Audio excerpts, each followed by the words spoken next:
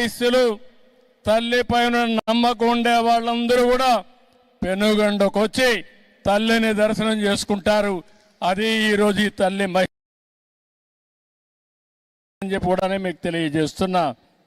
ఈరోజు ఇక్కడ చూస్తే 7 అంతస్తుల్లో గాలిగోపురం కట్టారు. 90 అడుగుల విగ్రహం పెట్టారు. మొత్తం అన్ని కూడా స్వచ్ఛందంగా చేశారు. రేపు ఎల్లుండి నుంచి ఇప్పటి నుంచి ట్రస్ట్ ద్వారా ఇంకా అనేక కార్యక్రమాలు చేయడానికి ముందుకొచ్చారు. దాతలందరినీ పేరు పేరున ఈ శుభదినాన పవిత్ర సమయంలో అభినందిస్తున్నా, వాళ్ళ సేవలు కొనియాడుతున్నానని చెప్పి కూడా నేను మీకు తెలియజేస్తున్నా.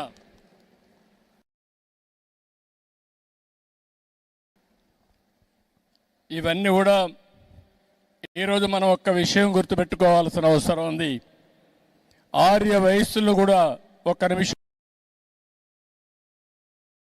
మనం ఆలోచించాల్సిన అవసరం ఉంది. నేను చాలాసార్లు చెప్పాను,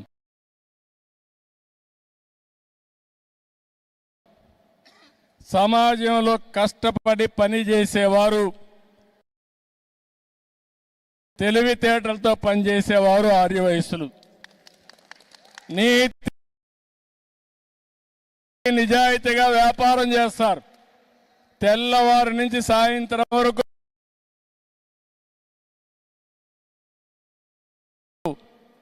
దీక్షగా పనిచేస్తారు. అదే సమయంలో సంపాదించిన డబ్బులు, కొంత డబ్బులు ఏదైతే ప్రజల సేవకు ఖర్చు పెట్టే ఏకైక కులం ఆర్య వయస్సులని చెప్పి కూడా నేను మీకు తెలియజేస్తున్నా. ఇది ఇప్పుడు వచ్చింది కాదు, వాళ్ళ బ్లడ్లోనే వచ్చింది, వారసత్వంగా వచ్చింది. ఎక్కడ అవినీతి చేయరు, అవినీతి చేయాలనే ధ్యాస లేదు. కష్టపడి సంపాదిస్తారు. అందులో వాళ్లకు తోచిన విధంగా దాన కార్యక్రమాల కోసం, ధర్మ కార్యక్రమాల కోసం వెచ్చించే వ్యక్తులు ఆర్య వయస్సులు అని చెప్పి కూడా నేను మీకు తెలియజేస్తున్నా. వారిని మనస్ఫూర్తిగా అభినందిస్తున్నా. వారు కూడా ఇప్పుడిప్పుడు కొద్దిగా వ్యాపారాలు, పెద్ద వ్యాపారాలు చేస్తున్నారు. కానీ ఒకప్పుడు చిరు వ్యాపారాలకే పరిమితం అయ్యారు. ఎక్కడన్నా కిళ్ళీ కొట్టు ఉంటే ఆ కిళ్ళీ కొట్టు ఆర్య వసూలు తప్ప వేరే వాళ్ళది కాదు. ఇది ఇవన్నీ కూడా అన్ని కొట్టులు వీడే ఉండేటివి. ఇప్పుడిప్పుడు కొద్దిగా ఆ కిరాణా కొట్లు కూడా వేరే వాళ్ళు పెట్టేసే పరిస్థితికి వచ్చారు. కాబట్టి ఇవన్నీ కూడా మల్టీ ఛానల్స్ వస్తున్నాయి, మార్ట్లు చేస్తున్నాయి, షాపింగ్ మాల్స్ వస్తున్నాయి, అనేక ఇది వచ్చాయి. కానీ ఎన్నోసార్లు చెప్పాను, అందుకే ఆర్య వయస్సుల కోసం ఒక కార్పొరేషన్ పెట్టి మీ తెలివితేటలు ఉపయోగించి మిమ్మల్ని కూడా వ్యాపారస్తులుగా తయారు చేయాలని తెలుగుదేశం పార్టీ ముందుకు వచ్చామని చెప్పి కూడా నేను మీకు తెలియజేస్తున్నా. భవిష్యత్తులో ఇంకా ఎక్కువ చేస్తాం. కన్యక పరమేశ్వరి తల్లి మనకు అండగా ఉంటుంది. ఆ ఆశీస్సులు ఉంటాయి. తప్పకుండా మీ అందరికీ న్యాయం జరుగుతుంది.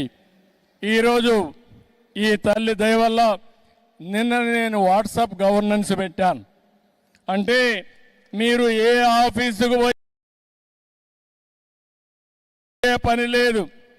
మీ ఇంటి దగ్గర కూర్చొని ఫోన్లో ఒక మాట చెప్పినా, ఫోన్లో కొట్టినా సర్టిఫికెట్లు కానీ పనులన్నీ అయ్యి మళ్ళీ మీకు మెసేజ్ ఇచ్చే పరిస్థితికి ఈ ప్రభుత్వం తీసుకొస్తున్నామని చెప్పి కూడా నేను మీకు తెలియజేస్తున్నా.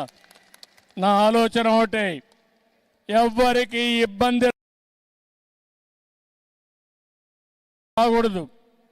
ప్రభుత్వం అనేది ప్రతి ఒక్కరికి మిత్రులుగా ఉండాలి, శ్రేయోభిలాషగా ఉండాలి. మీ కష్టానికి తగిన విధంగా ప్రభుత్వం కూడా సహకరించాలి. ఆర్థికంగా కావచ్చు, అదే మరిగా ఎక్కడన్నా క్లియరెన్స్లు ఇవ్వాలంటే క్లియరెన్స్ పరంగా కావచ్చు, భద్రత కానీ ఏది కావాలన్నా మీకు చేసే పరిస్థితి రావాలని ఈరోజు ఈ ప్రభుత్వం ముందుకు వెళ్తా ఉంది. ఈ ప్రభుత్వం మీది, ఈ ప్రభుత్వం మనది. నేను ఒకటే చెప్తున్నాను, మీ అందరినీ సుఖ సంతోషాలతో చూడడమే ఈ ప్రభుత్వం యొక్క ధ్యేయం అని చెప్పి కూడా నేను మీకు తెలియజేస్తున్నా. అందుకే ఈరోజు తల్లి దగ్గర నేను కూడా మీ అందరికీ చెప్తున్నా,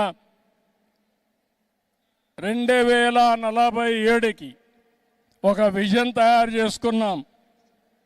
అది కూడా మీరు చూస్తే స్వర్ణ ఆంధ్రప్రదేశ్ విజన్ 2047 తయారు చేశాం. దాని ప్రకారం ముందుకు పోతున్నా. ఈ విజన్లో ఎక్కువ పాత్ర పోషించాల్సింది ఆర్య వయస్సులు కూడా పోషించాల్సిందిగా వారందరినీ మనస్ఫూర్తిగా కోరుకుంటూ చేస్తారని చెప్పి ఆశిస్తూ అందరికీ నమస్కారాలు. అదే మరిగా మరొకసారి కన్యకా పరమేశ్వరికి నా ప్రణామాలు తెలియజేస్తూ నేను ఆ తల్లిని మొక్కుంటూ ఆ తల్లి రాష్ట్రాన్ని చల్లగా చూడాలని, ఆ ఆశీస్సులు మనకు ఉండాలని మరొక్కసారి ప్రార్థిస్తూ మీ అందరి దగ్గర సెలవు తీసుకుంటున్నా. జై హింద్.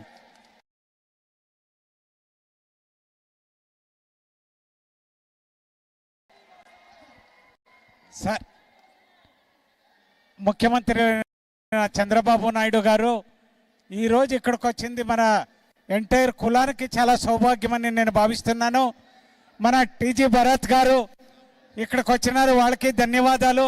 వాళ్ళ నాన్నగారు టీజీ వెంకటేష్ గారు